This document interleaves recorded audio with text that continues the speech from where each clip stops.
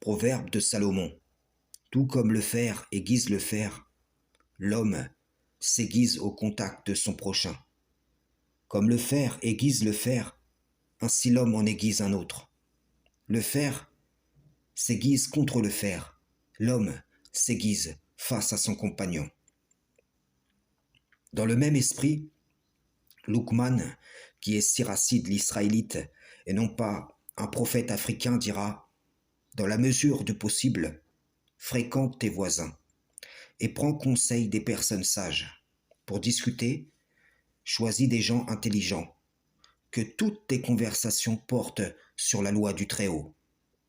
Ceci devrait vous parler, à vous qui savez que le Créateur dans le Coran nous enjoint de nous détourner de ceux qui pataugent sur ces versets, de la compagnie de ceux qui tiennent des conversations futiles.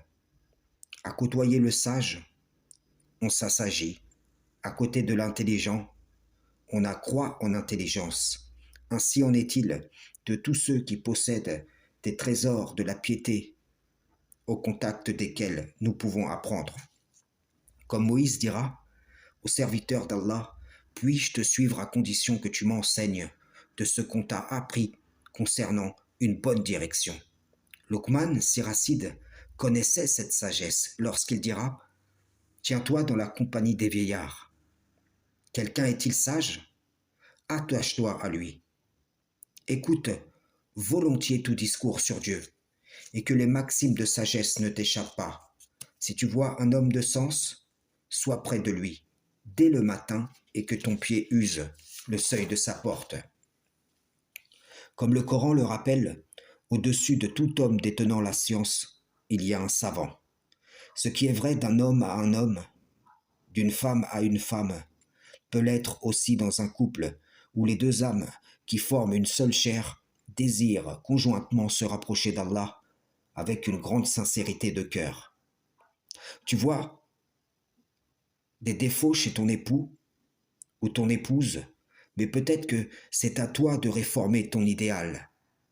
Car ce envers quoi tu as de la répulsion, de l'aversion, renferme peut-être un grand bien pour toi, et l'acceptation de cette réalité aura pour effet de t'aiguiser comme le fer au contact du fer. Et ceci dans un sens comme dans l'autre. Forcément, les choses ne peuvent être parfaites au commencement, mais là est une perfection qui est ignorée du plus grand nombre.